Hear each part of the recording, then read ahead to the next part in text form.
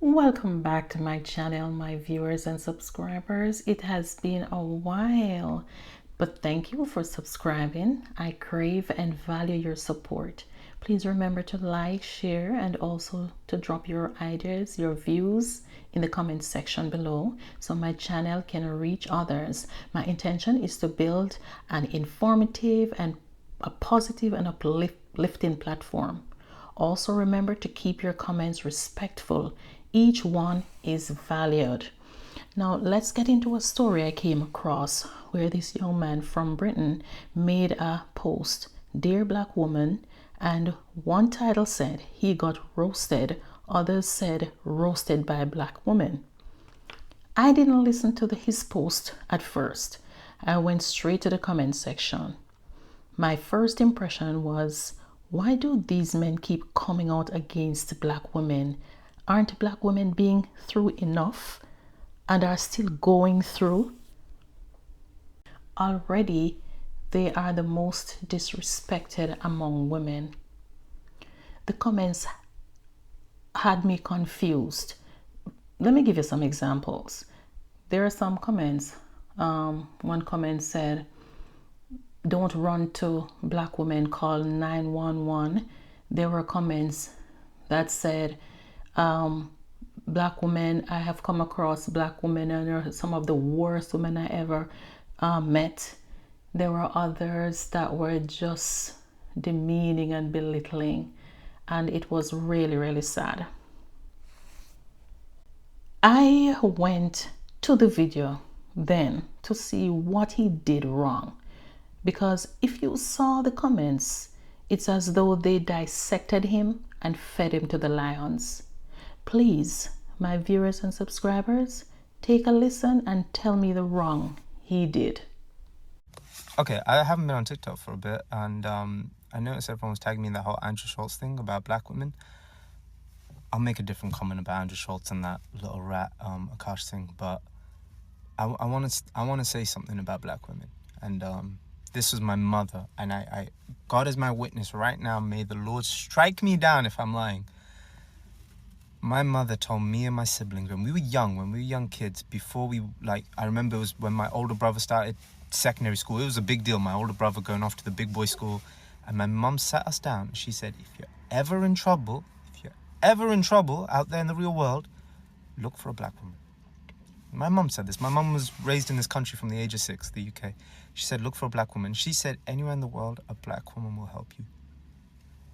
She was never wrong. But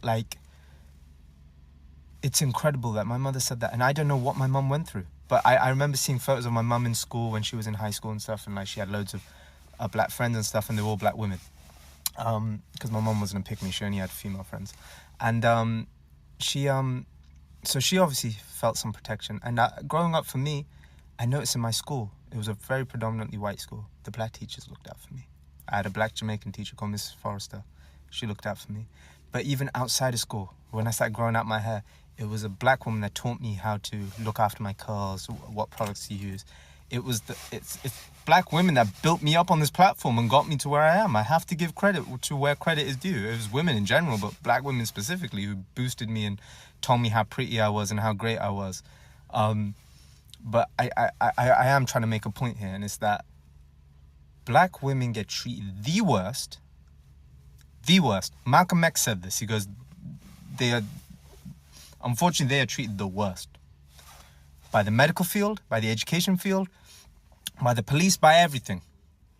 Yet they're the ones that give the most love. And for I saw what he said in that post, Andrew Schultz, and some comments, and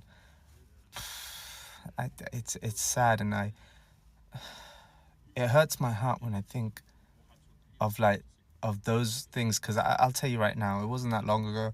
My friend Jordan, who I love and boast about, Jordan's got these. Jordan's family is just.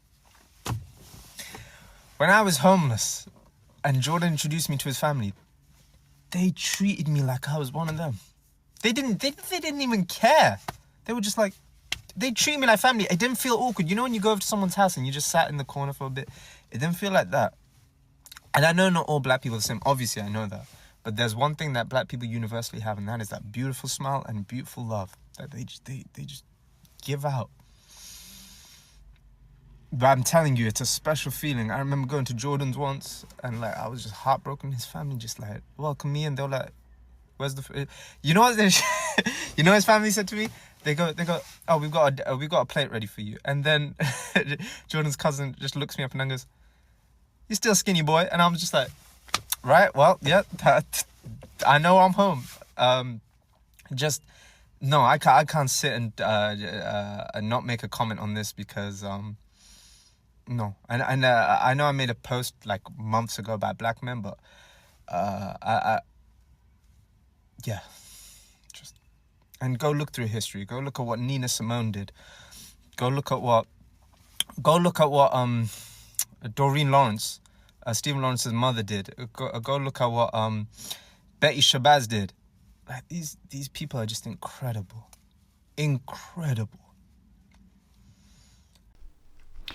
My viewers and subscribers, you heard him.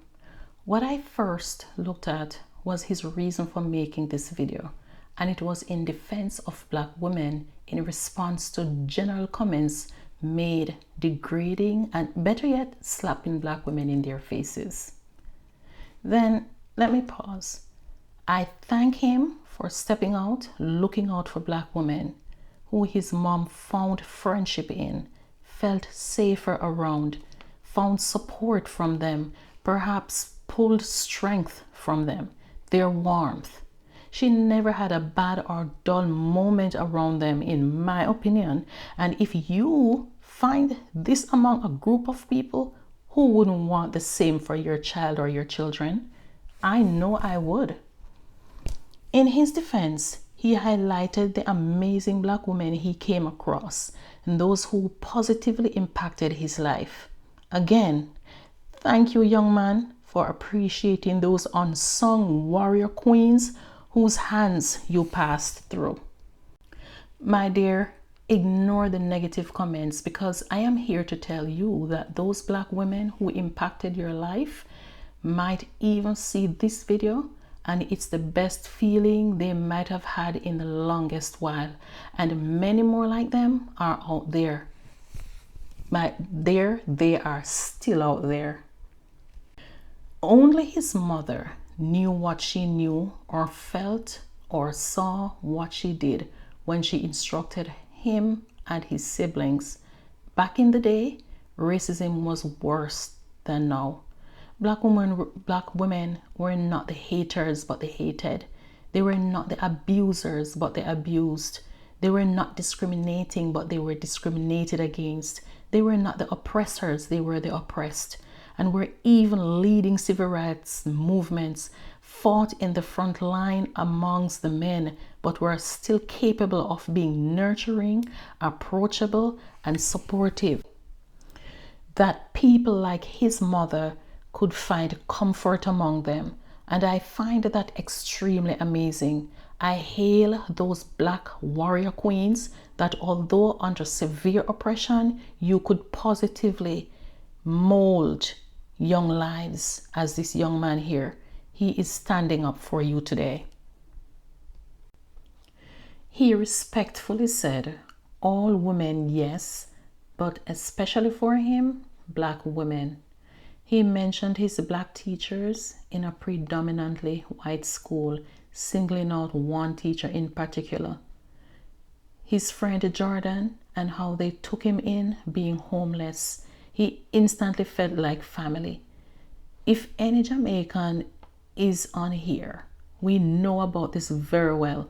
And if any of my Caribbean brothers and sisters are on here, tell us about it. It is still a thing in Jamaica. You already feel like a sibling, a child. You are already a family member. Black women are taking care of you. It is rooted in our culture. But make no mistake, black women are not at all angels. But let's give credit where credit is due. He said he already made a video about black women, so you see he's appreciative of the impact black women had in his life. He said they contributed to who he is today, and so he could not sit by and watch black men destroying black women like that. I totally understand this young man, and appreciate him. It's like a son standing up for his mother in a bad situation. That's my opinion. That's how I see it. He mentioned that black women are treated the worst in the health sector, in the education system, and also the worst treated or abused by the police. One person's response to this was that it's the black men who are mostly abused by the police. Whilst this is true, I'm believing he meant as a woman, black women are treated the worst. I don't believe he was comparing between men and women. I think he was speaking of the women. And in my opinion, in the sectors, black women are treated the worst. If anyone on here see or believe differently, do not hesitate to let me know what you think or what you know in the comment section. I appreciate your feedback. Let me put a scenario here, and I need your honest opinions. If a white family was to move in a predominantly black neighborhood and a black family to move in a predominantly white neighborhood, which family is more likely to receive a warm welcome? Be honest with your response. Drop your responses in the comment section. And people, we need to face the reality in this life. There's no going around it. I don't know what his mother experienced, but sticking with black women, I'm blaming racism. We have come a long way. There's no doubt about it. It was worse. But in all of that, saying all of that, I have met some really amazing and loving white people, and even from other races, and we are still connected from way back when until now. It doesn't have anything to do with color. It's the connection. It's the love.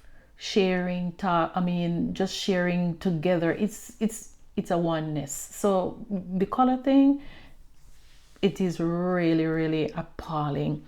And I want to thank our white brothers and sisters and all those from other races who are calling out racism for what it is and are not having it. Thank you for standing firmly on the battlefield against this monster. I don't see color. Never had and never will. I have friends. We don't see color. We are just connected. That's it. It's the love. Well, anyway, my viewers and subscribers, thank you for coming on this journey with me. Remember to share, like, and also to drop your comments and keep them respectful. Thank you. And then I'll see you in the next video. One love.